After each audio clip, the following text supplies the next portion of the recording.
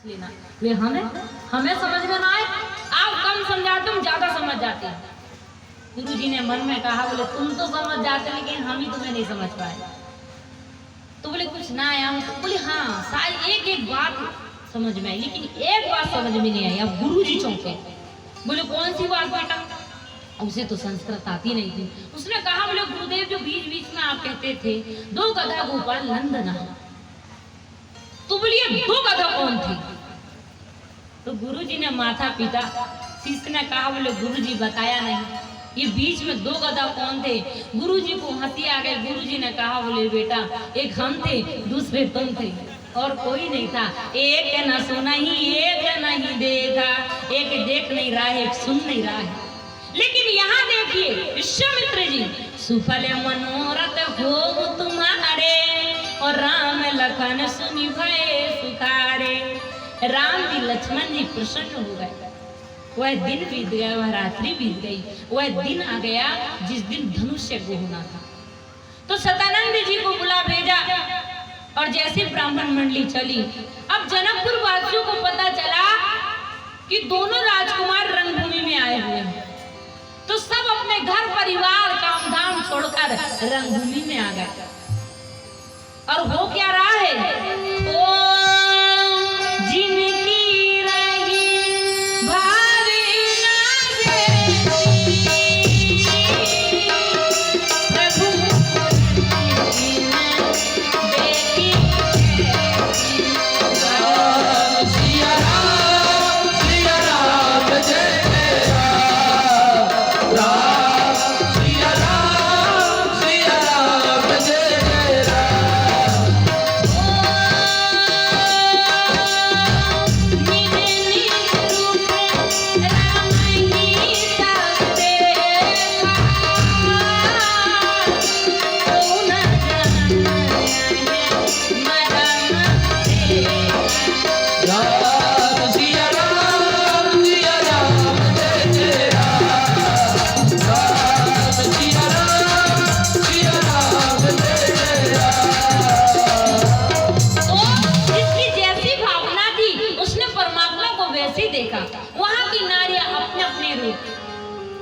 विद्वान भगवान का विराट रूप देख रहे हैं। राजा जनक मां सुनैना अपने सगे संबंधी की तरह देख रहे हैं, लेकिन सबने भगवान को अपनी तरफ मुख किए हुए देखा, कोई इस रहस्य को नहीं जान पाया। और सब मंचन ते मंचे और सुंदर विशद विशाल, और मुनि समेत दो बंधु तहां, और बैठा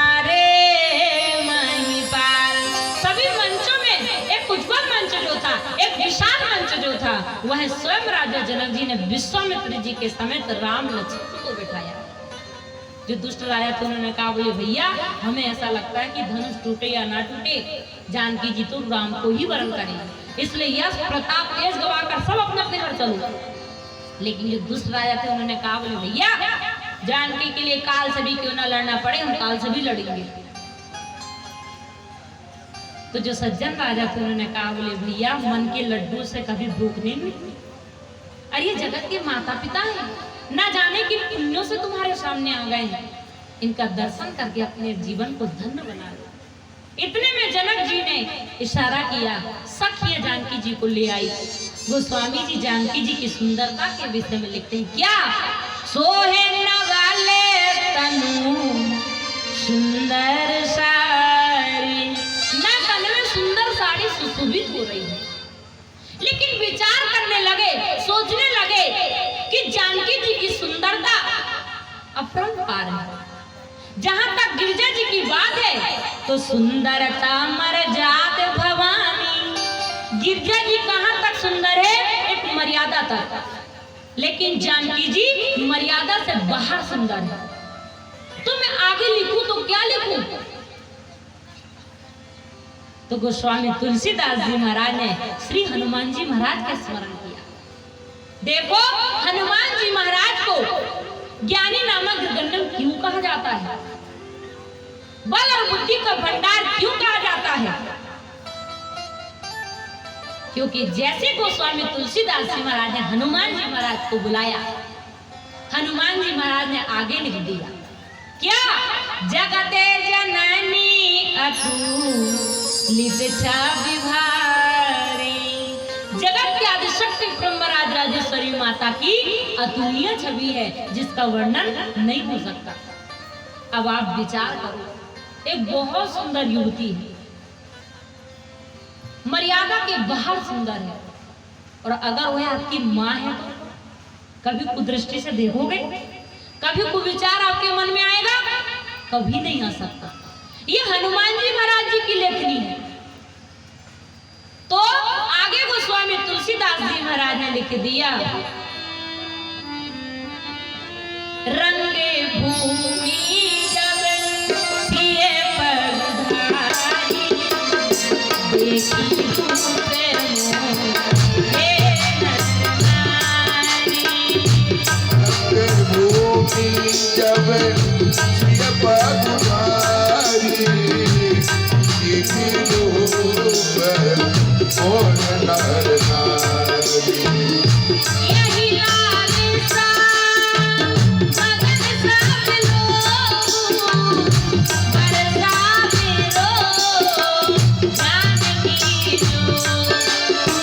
यही लालसा मगन सब लोग, बरसावे रो जानकी जोग।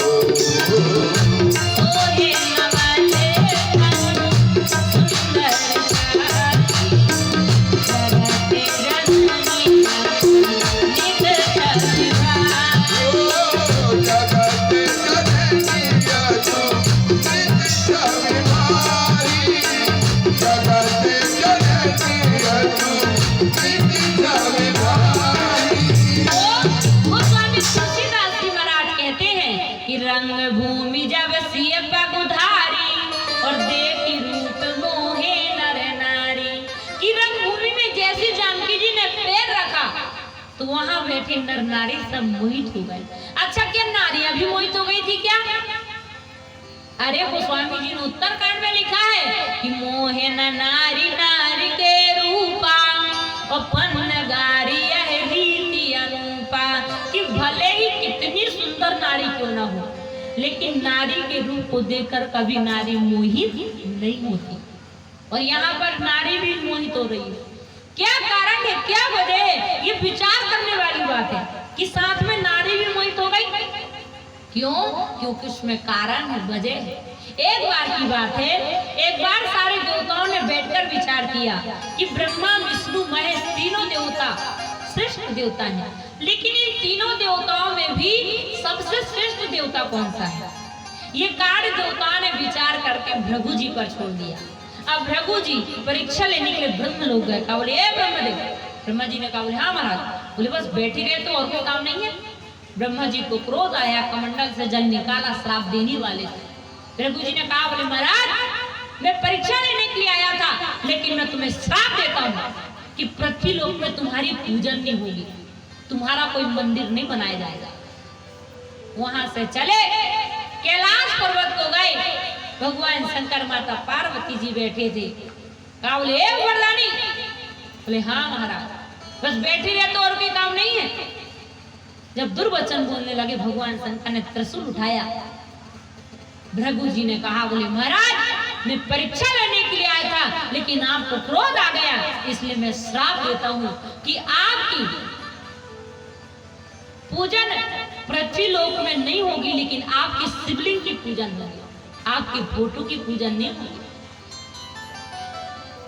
और वहां से सीधे गए वैकुंठ की ओर। महारानी कमला प्रभु के चरण दबा रही थी। भृगु जी गए, सीधे भगवान विष्णु जी के वक्ष स्थल पर चरण का प्रहार कर दिया।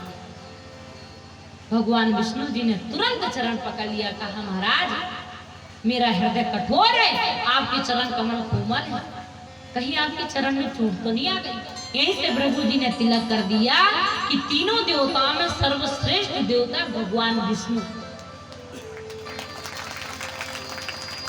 और भगवान विष्णु जी का हृदय वक्ष स्थल इतना कोमल है कि जो भृगु जी ने चरण का प्रहार किया, उन चरण का भगवान विष्णु जी के हृदय में चिन्ह बन गया।